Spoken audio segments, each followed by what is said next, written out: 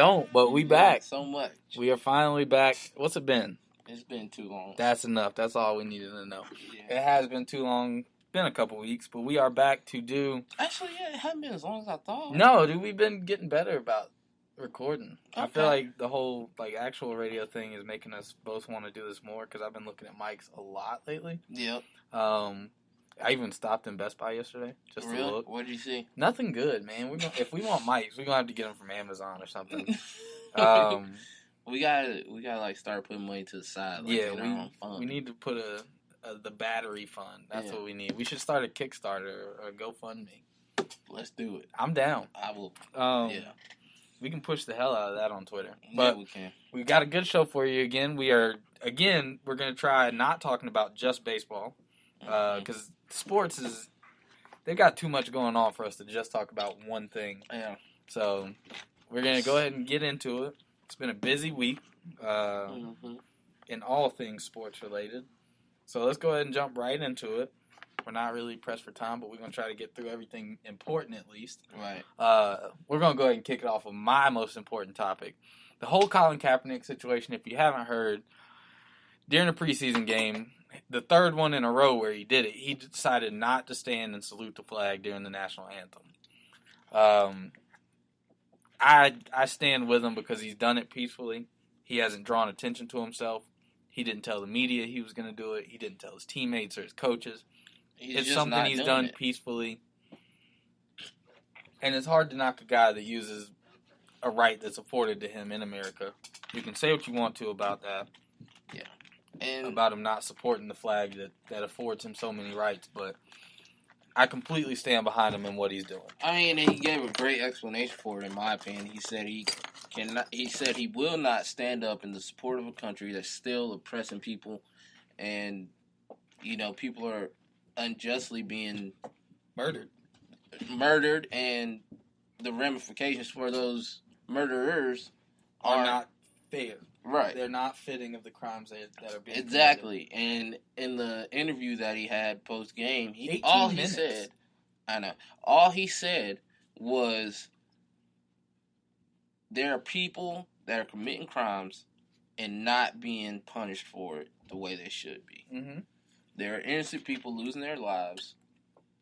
Or he didn't say innocent, but he said there are unjustifiable murders going on. He said people are losing their lives. One of the reasons I can really stand behind Colin Kaepernick on this is he's not coming out and saying white people are doing this. Exactly. White people are oppressing that's the best part about it. He's not saying that this is a white thing versus a black thing. He's just letting you know that there are facts that need to be stated, that people of color, not just blacks, but people of color are oppressed in this country. Oppressed. And if you think that he's wrong, I'm sorry, open your eyes. You're one of those people that are doing the oppressing. Yeah. If you can't see it, then you need to have your eyes checked. You really gotta focus on what's really going on in this country. Somebody on Twitter, just as ignorant as they are, they said, "What does Colin Kaepernick know about being oppressed? He's rich."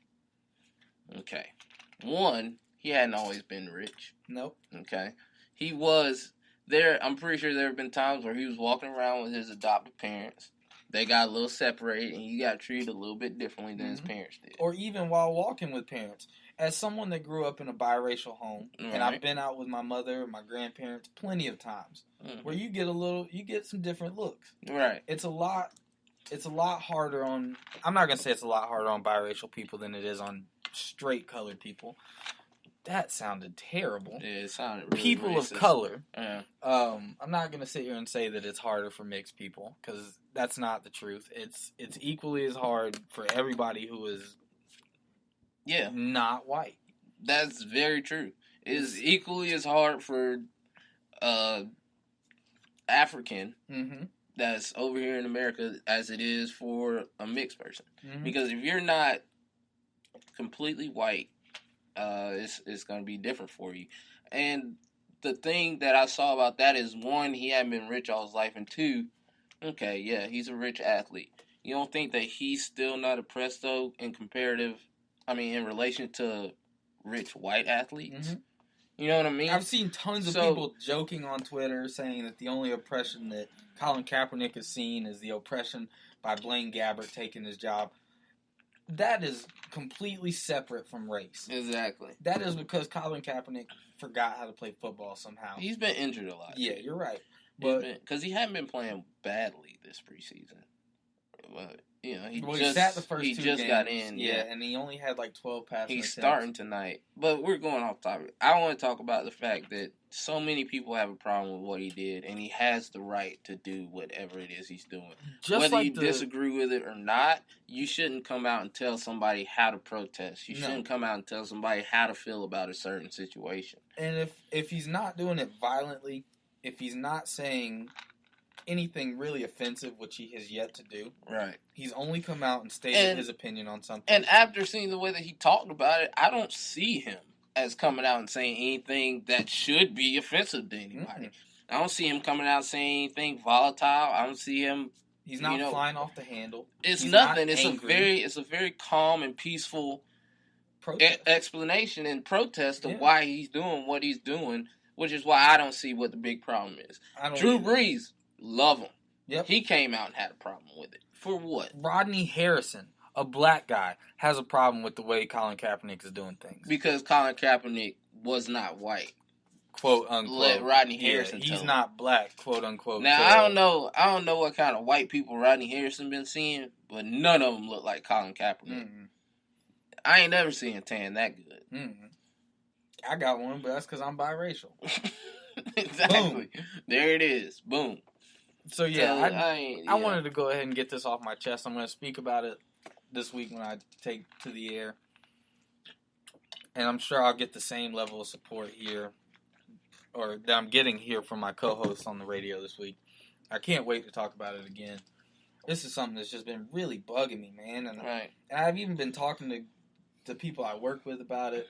I've got one black coworker, and he completely understands why it's being done, or the fact that it's being done at all.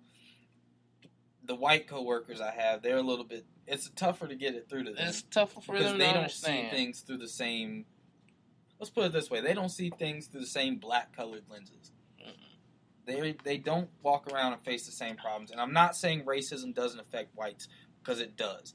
Racism. There are black racist people in my family. It exists. I mean, everybody will experience racism from some somebody form or another. Yeah, exactly. But so are we going to look at the bigger glass of racism here, or we're going to take the little shot glass of racism that, you know what I'm saying? Comparatively speaking, we should look at the bigger picture, where people of color have been oppressed in this country for centuries and are continuing to be oppressed in this country. Right. So if white people were being gunned down at the same rate, I'm sure everybody knows the statistics. Comparatively speaking, black people are killed at a much higher rate.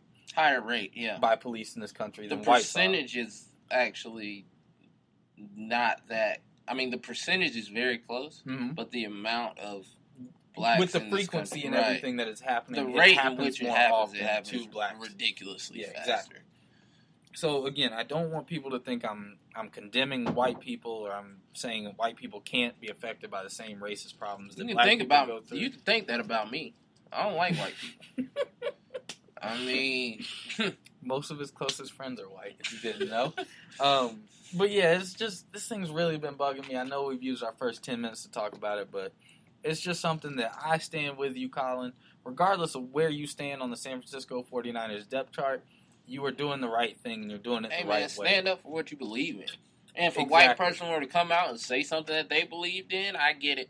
Hey, man, your opinion. If I disagree, I can respectfully and quietly disagree. I'm not going to go to the first newspaper or the first radio interview that I can get and let everybody know I disagree. That's your opinion, man. You keep it to yourself. Okay? There are tons of people that I've been to several professional sporting events in my life. I can't tell you how often I look around the stadium and people are sitting down during the national anthem. It happens. And people don't flip out about that. It happens. People don't flip out when we've probably been surrounded by hundreds of white people, if not thousands, at Braves games that are sitting down during the national anthem and nobody makes a big deal about that. How many people in the stands at that game? How many times did you stand up for the national anthem when you were? For the Pledge of Allegiance when you were in high school? Very, very infrequently, because it's not something I had to do. That moment is a moment of silence. I pledge my allegiance once. That's good enough for me. Yeah. You don't have to continue doing it every single day. If you love this country, then you live in this country. That's the way I feel about it. If you don't like it, you can leave. Exactly. And he didn't say anything derogatory about the country. Other than the fact that there are problems. Yeah. All he says that there are problems and we need to work on fixing them. And we need to address them. He didn't post haste. He didn't identify who the problem makers were. The only thing that he was concentrated on was the justice system in general. Yeah. Not whites, not blacks, not other people of color. There are flaws in the justice system. He said there are flaws in the justice system that need to be fixed, or at least looked at. They should be addressed. He's absolutely right. I don't see how you could think he's wrong. Yeah, but and without further ado, before this turns into another Marcus Vick incident where we just spend the whole episode talking about that. Let's keep it in the NFL. So fast. Minnesota needs a quarterback. Yes, unfortunately, and I have no idea who their backup is. Do you? Sean Hill only started 10. Black guy. I think so. Yeah. Only started 10 games in his whole career. Never been to the postseason. Of course, when you start 10 games in your whole career, it's gonna be another 2,000 yard year for. Yeah, it's got to be. He might fuck around and rush for 3,000. It sucks, man, because I like Teddy football. I do too, man. I think he's really good for that team. They've obviously built around him. I remember them trading up to get Teddy Bridgewater. He was their quarterback. Mm-hmm. And I feel like he's definitely got enough of a skill set and a good enough skill set to be a quarterback on a winning football team. And somebody with that kind of better too. Somebody with that kind of talent, man, you just want to see him do better and better and better. Yeah, and I think he was really on his way. Yeah. Without spending too much time on Teddy Bridgewater at all, it really sucks. Michael Vick is available though. I did hear earlier that on radio here in Atlanta that's who they should call ASAP. Yeah, it's a guy that can still be mobile. You can run very similar offenses with the two. Yeah. So it's something that they should definitely look at up there in Minnesota. Mike Zimmer, if you ever need some advice, just give me a call. Yeah. Doubt you'll ever hear this, but if you do by chance, if you happen to, hey man, I'll definitely help you out. I don't cost a whole lot. I'll gladly be an advisor. You can pay me next to nothing. But if you sign Michael Vick, I expect to be there every Sunday. I will be his handler. I will hang out with him all the time. Make sure we keep dogs away. I actually think he's actually allowed to have dogs again. Is he? Mm-hmm. But again, let's stay away from the Vick family. Yeah, that's going off topic. The next biggest thing is ready to take another job. Though. Yeah, he's personally ready, emotionally ready. He's much probably in great shape, man. Because all he does is work hard. Like that's all. I don't see other than him pushing like his shoes on Instagram. All he's talking about is like working out. Right. But let's move on to the second biggest thing in the NFL, in my opinion. Joey Bosa ended his way too long holdout. Decided to sign. It was a 4-year deal. He still had some crazy signing bonus. $17 million, where he'll get the first $14 million of it this year. I was shocked, dude, that he still ended up getting that much because, was it last week when they pulled their maximum offer and they said, his final offer will reflect the time that he's missed. Mm-hmm. I did not see him getting that big of a signing. I didn't either. Bonus. It's because 4 years and $25 million with a $17 million. At San Diego, you have the upper hand. You do. This kid cannot come and play. Mm-mm. It's that simple, and that's money you save. Yep. Go out and get somebody else. And this guy has to cater to your financial wants now. You may not be able to replace the potential, right? Because that's all it is at this Bosa. point. Yeah, it's potential. But at the same time, man, you can save yourself a hell of a lot of money. Go get a defensive end or defensive tackle, and those come way cheaper. And a veteran, man, honestly, someone with some experience. Because Nick Fairley, great at Auburn, right? Mm-hmm. How much do you really hear about Nick Fairley now? Nothing since Ndamukong Suh left Detroit. That's what I'm saying. So, I mean, he was a great talent in college, but it's not for sure that that's going to pan out. No. And Joey Bosa could have a hell of a year. He could be one of the next J.J. Watts. But you want to know, the way that I wish they would have constructed that deal is he would have gotten more of the signing bonus next year instead of getting it this year out of the gate. Because that was the whole hang up, though. He wanted that money ASAP. Like I said, despite not San Diego, he even came out and said, "I don't really need this money, but I want it. I feel that I'm worth that." That's what I'm saying, though, man. And I get where San Diego is coming from, where you just want to keep negotiating because that's a 3rd overall pick. Right. You want 12 him. Last year. You want him if you can get him. You want him. Mm-hmm. And you don't want your 3rd overall pick to be 0. Basically, you don't want to go out and say, "Hey, we had a 3rd pick in the draft. We just didn't draft in the first round." Yeah, and we have nothing to show for it. Right. So I completely understand because it's already hard enough when you miss on a pick, right? And that pick turns out to be nothing. Right. Like Jadeveon Clowney in Houston. You think they're still up in arms about that? No. They are really upset that they waited and tanked and just sucked and ended up with Jadeveon Clowney, number 1 overall. He's been hurt. He's been less than stellar when he has played. They thought that they were getting the ultimate complementary piece for J.J. Watt on that defensive line. And hell, it just doesn't work. I thought that. I thought, man, they're going to be the best defense in the whole league.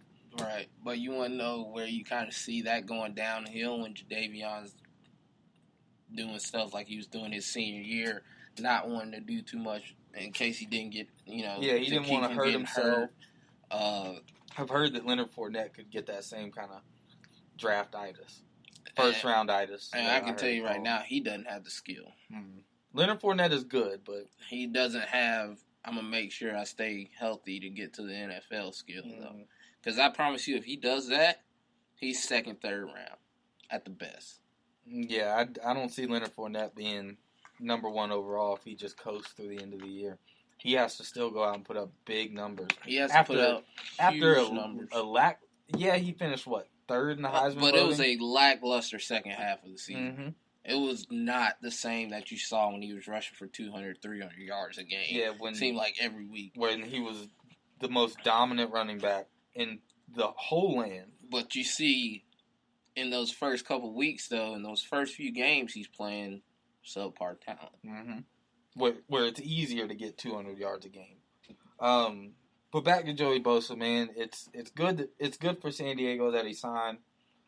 You just gotta hope that he can come through and give you 3rd overall talent and performance. I just hope he does, just for San Diego's sake. I personally don't feel any kind of way about Joey Bosa.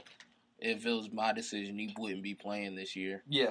Or he'd be playing for a lot less. But honestly, I wouldn't have signed him. I'd have gave up after last week when he wasn't willing to negotiate. I feel like at the point when you have to pull your best offer to somebody who hasn't even stepped on the field yet, that should be it. Because their head is already too big to deal with. That's going to be a locker room problem. He's been a locker room problem up to this point. He has been a huge distraction to that team. And who wants to play with a guy that's, before he even plays it down? He's a prima donna. He hasn't been in training camp. He hasn't been to OTA. He's a bigger diva than some of your top flight receivers. I haven't heard any problems out of Antonio Brown. No. I haven't heard any problems out of Josh Norman. The positions where you're supposed to be a huge distraction, where all you do is run off at the mouth. Right. And both of those guys that I just named are capable of doing that. Yeah, they've gone off the handle a little bit every now and then. When it comes to the greater good of the team, they're there. They step up. They perform. Josh Norman, for what it's worth, has earned the right to run off at the mouth. When you are one of the premier corners in the league, and you do shut down better talent, I think you have earned every right to run off at the mouth. I can almost promise you this, though, and we can come back to this podcast and listen to it. He is not going to have nearly as good a season this year. Oh, absolutely not. I agree. Yeah. His biggest mistake of his whole career was leaving Charlotte. That was his hugest problem. Even with D'Angelo Hall on the other side. D'Angelo Hall ain't at him though. He ain't been a shutdown, lockdown corner. Everything's gonna be at Josh Norman. Yeah, and he is going to get exposed. Dak Prescott gonna light him up, and I hope you have a great week that week in fantasy. I hope we don't play each other that week. But yeah, I mean, receivers are gonna tear that ass up on that side of the field. Quarterbacks are gonna look to challenge him. I'm not scared of Josh Norman if I'm a top quarterback. No. If I'm Dak or if I'm Kirk Cousins, I'm going at you.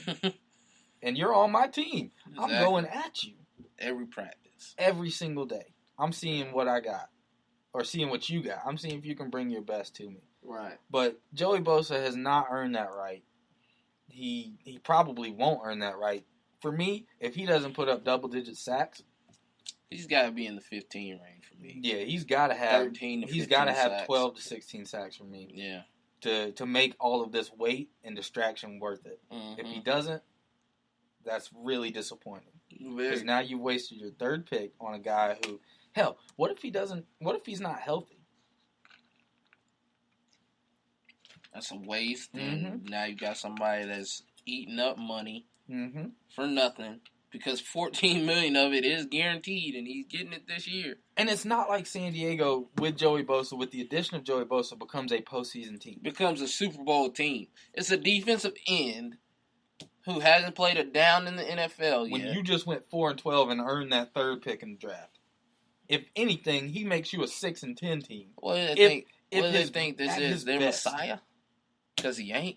No, they want to pay him and treat him like he is. They're going to need so many more pieces it doesn't even make sense. But hey, man, we'll see what happens. I hope everything works out for San Diego. Like I said, but we'll see. The season is right here upon us. Not this week, but next week they kick it off. But this week, though, we get some exciting football, meaningful college football, where I get to see what Jacob Eason gets to do at the University of Georgia, if he does anything, if they let him start. Grayson Lambert has gotten first string reps twice this week. Yeah, doesn't sound like twice Jacob this Eason week. Is gonna.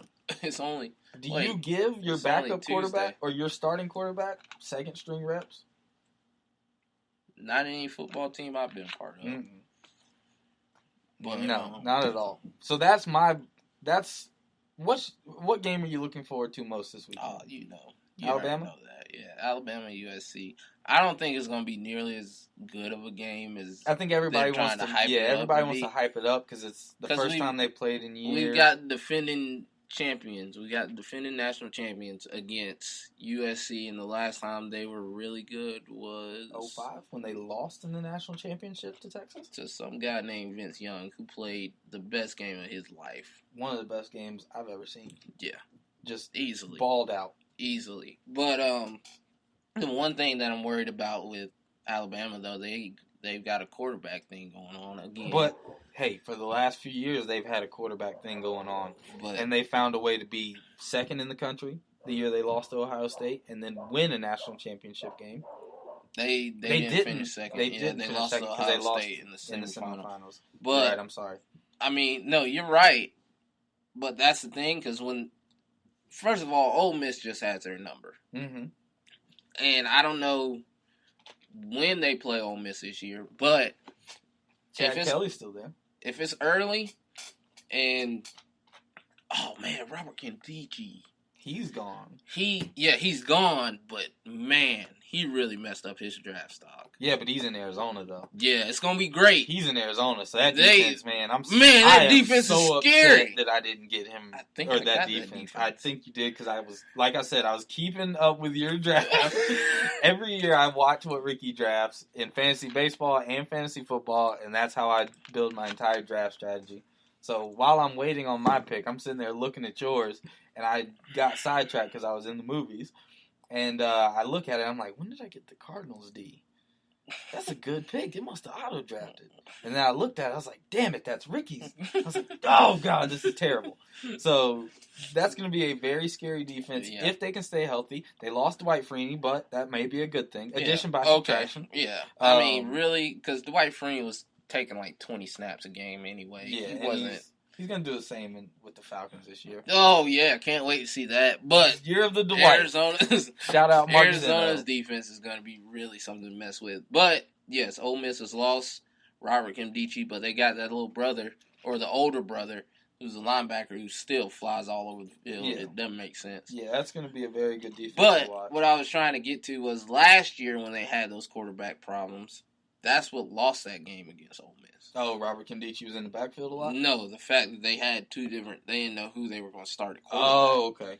Because it was I think early Jason in the Bateman season, right? started. Not Jason Bateman, sorry. Cooper Bateman started.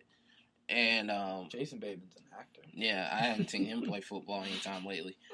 But Cooper Bateman started and ended up throwing 2 picks. And they bring up him. Jake and Coker? then they brought in Jake Coker.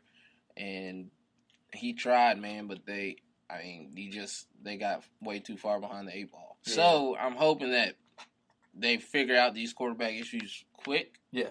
And they get a starter. Hey, you're the starter. They really gotta. One thing Alabama always has is a stable of running backs. They seem to know who's going to be the workhorse in the backfield. But Nick Saban's really got to do better bringing in top flight quarterbacks. And while he gets good quarterbacks, he's got the ability. I'm sure when Mark Richt left Georgia, if he'd have made a call to Jacob Eason, Jacob Eason probably would have been there.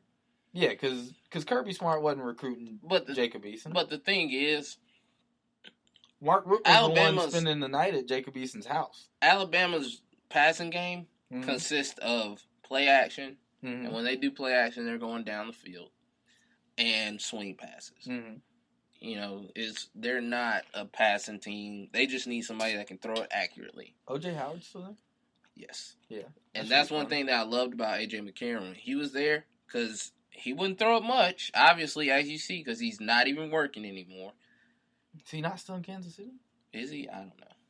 I think he was in Kansas City. Or maybe that's Aaron Murray.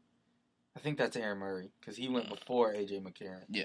Because I remember Nick and Bubba had that bet about who would go first, and Nick was just so sure that A.J. McCarron was going to go first. I was like, y'all are making a stupid bet. They're both like 5th-round quarterbacks. Who cares who gives a damn who goes first? But A.J. McCarron didn't have to throw it a lot, but when he did have to throw it... Cincinnati, that's where he went. Yeah. Because he did get to start when Andy Dalton went down at the end of the season. When he did have to throw it downfield, I'll be damned if he did not put it on a pin to whoever was going down there. Stephen Ridley, watch out for a big year. Okay. He is amazing. And he's a wide receiver. O.J. Howard, you mentioned him, who I hated until the national championship. Where he had 3 touchdowns? Yeah. Balling. Because every other game, man, you can ask any Alabama fan, he dropped everything. Yeah.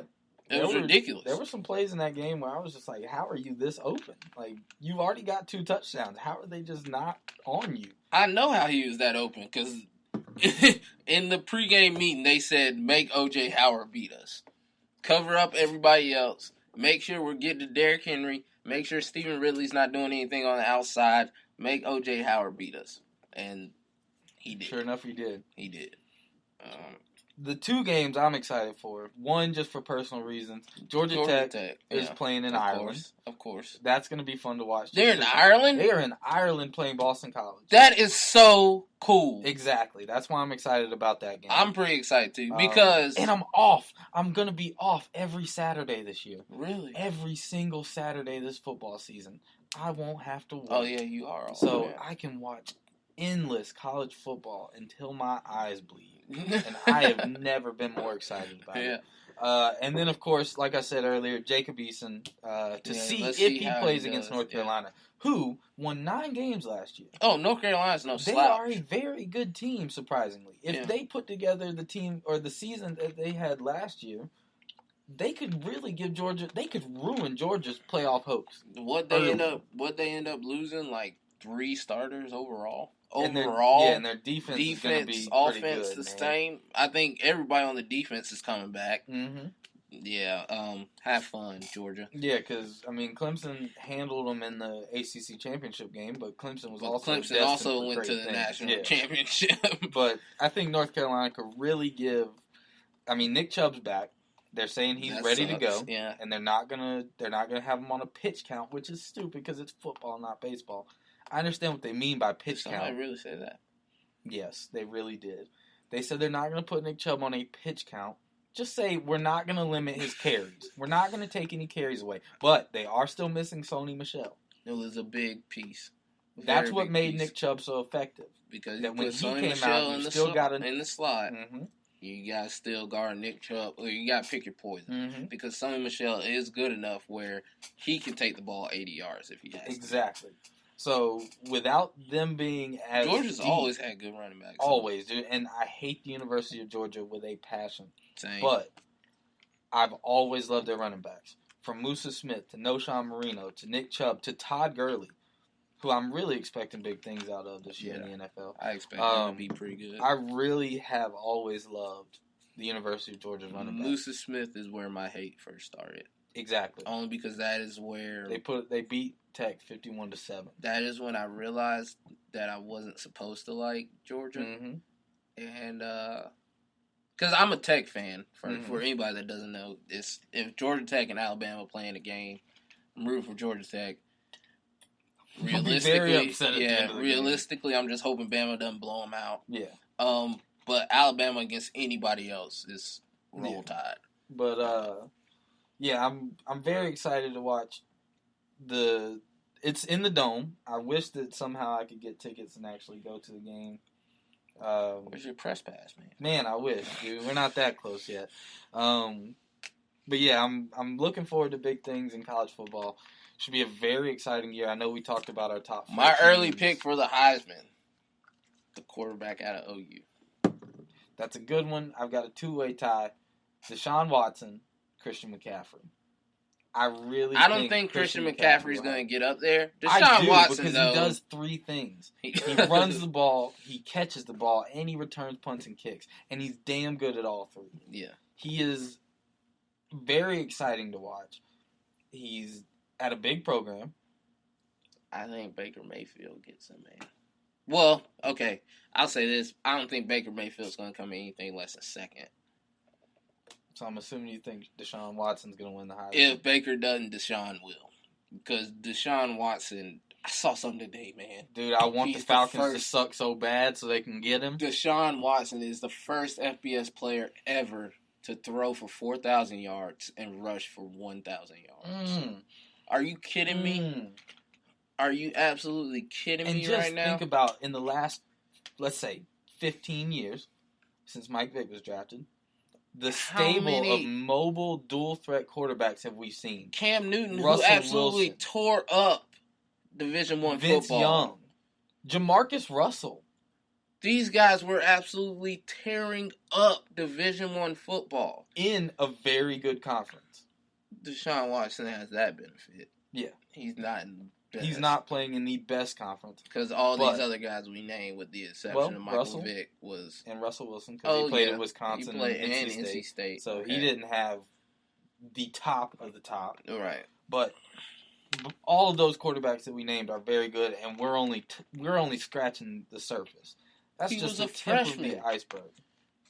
He was a freshman, and he did this. Dude, he's so good, and I really want him to be a Falcon.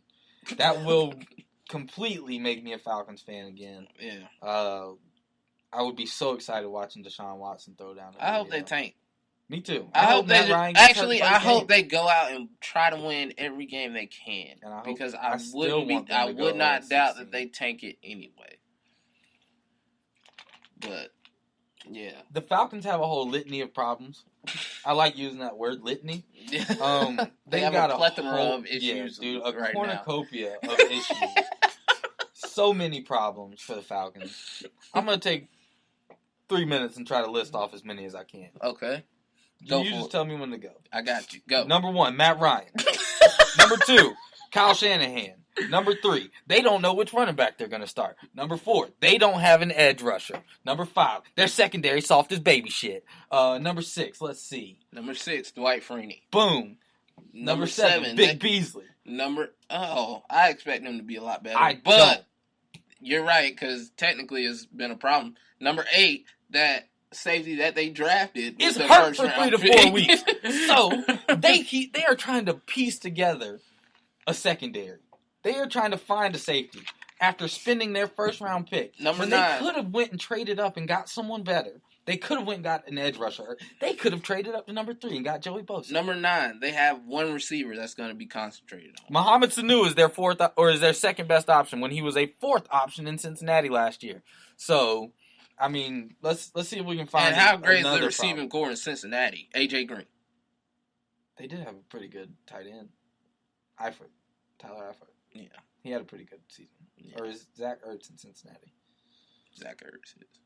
One of the 2 really good tight ends was in Cincinnati last year. But still, okay. So why wasn't he 3rd? The point is being made because they were throwing to Giovanni Bernard and the other running back they've got up there. Yeah.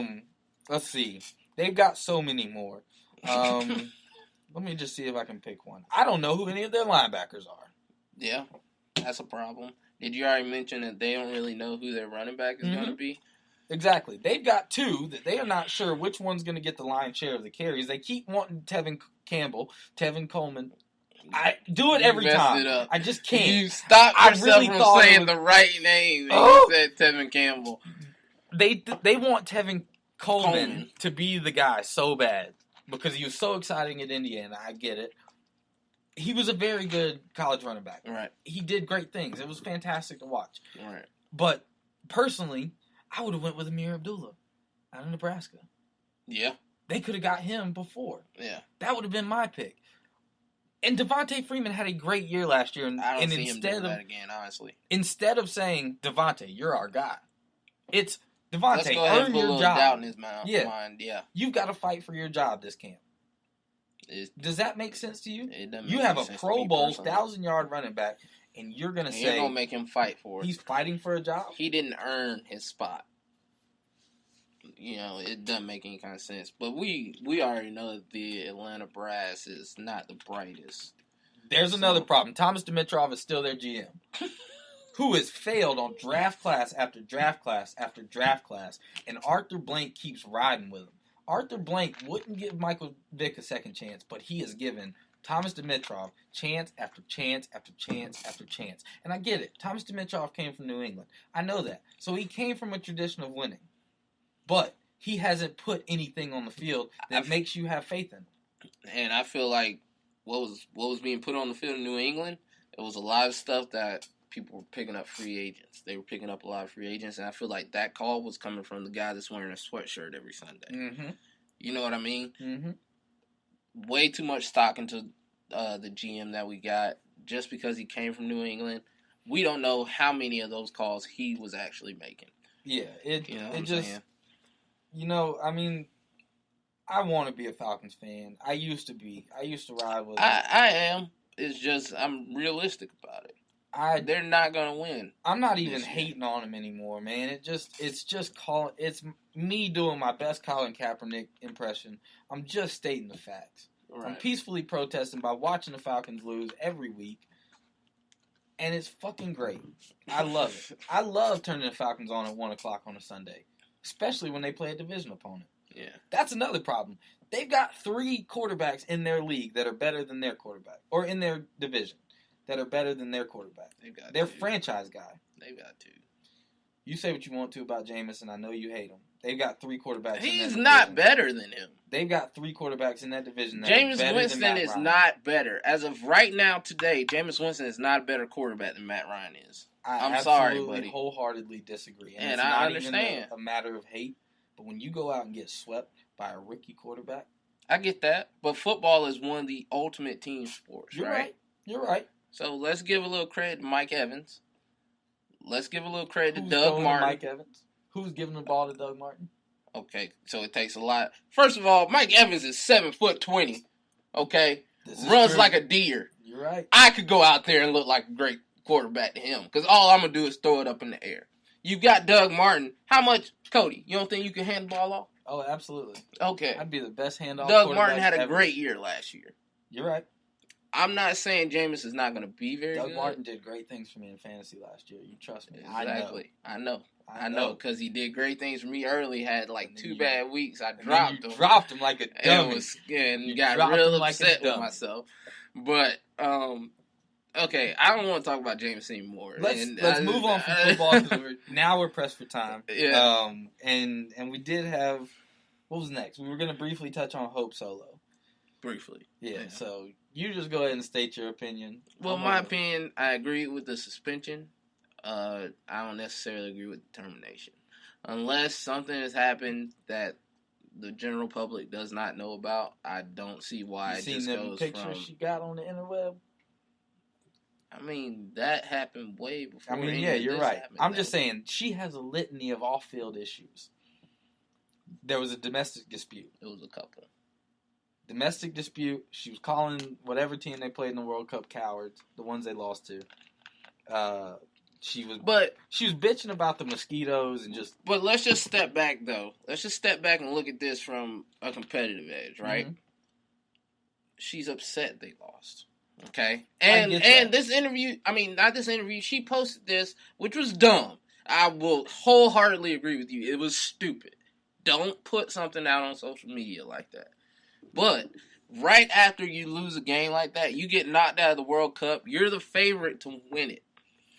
And you lose before even the semifinals. You don't think you'd be a little upset too? And your competitive juices aren't going to be flowing? Oh, I would especially be when you kind of, when I'm sure she kind of felt like it was her fault. Mm-hmm. Because she stopped one PK. That's it. You know? Trust me, I get why she's upset, but... So I feel like that when you are at an event that is supposed to be about world unity, which is, in my opinion, that's what the Olympics are for. Yeah, you have to go out and be a better sport. You have to be a better competitor. You know what? I'm not gonna lie to you. I never even looked at it like that. I really think that she did this to herself. And while the termination may be a little harsh, she brought everything on herself. It's all self-inflicted. Yeah. I have a hard time feeling bad or sad about people that do things to themselves. I've said it to you personally. I just can't feel bad about someone that does things to themselves. That's why, as much as I love Mike Vick, I don't know how we always get back on Mike Vick or the Vick clan. But the Vick clan. As much as I love Michael Vick as an athlete, I always said it's his own fault. Somebody snitched on him. It's not his fault. But if he was never in a position to get snitched on, yeah, I know. Mike Vick might still be the quarterback in Atlanta. Ricky, think about that. Yeah, I know. He might be polishing off a Hall of Fame career. Because he was headed for it. He might be the first 10,000-yard rusher as a quarterback. Yep. Now we get to see Deshaun Watson do it. Bring him to Atlanta. Did you see my hashtags the other day during the Braves game? Dude. Okay, so Aaron Blair was pitching in San Francisco. Oh, wait, I did see hashtag trade Aaron Blair back to Arizona for Shelby Miller. That was one. And then someone tweeted something and was like, the Blair Pitch Project. And I said, more like hashtag the Blair Bitch Project. Am I right? Didn't get as much love as I thought it should have because I thought it was pretty funny. I don't like Aaron Blair. I'm all for him being shipped out of here. Someone today was like, Aaron Blair and Tyrell Jenkins for Yasiel Puig. And I was like, I'm down with half of that because I want Tyrell here. I want Tyrell here because he showed way too much potential, in my opinion, to just be shipped off like that. Yeah. Granted, I mean, the Dodgers wouldn't be getting a bad. No, absolutely not. That's it works out for both sides, but the way that he's looked, I want to see him do it here. But while we're talking about, you think that Ozzie Albies only comes up on the 40-man roster so they can't... To be protected from the Rule 5 draft. Right. Yes, sir. Right. And if not, because he's going to be traded, I think that if he doesn't come up, it's because they don't want him to come up here, perform so-so, and ruin all of his trade value. If they decide to trade him in the offseason. I think they bring him up. and they put him on the field to see how he looks. Because regardless, unless he just comes up and stinks it up, somebody will still want him. Yeah, because Jose Peraza. Yeah. A couple years ago. Or last year when we traded him away. He hadn't done a whole lot in the minors, and LA still took him gladly. They shipped him out to Cincinnati later, but but they were willing to take him. Yeah. So I think he comes up so they can kind of see like a dress rehearsal for next year. And that may be the case. And they're going to throw Jason third because they're not getting rid of him. I pray. Adonis will not be our starting third baseman on opening day next year. Only if we're lucky. But that's all the time we've got today, folks. Thank you guys for listening. If you didn't listen, start it over, try one more time. We will definitely get another one out soon because this one was my favorite that we've ever done. This one was pretty good, I feel like. Absolutely. I can't wait for Thursday. Thanks, guys, for listening. We are out.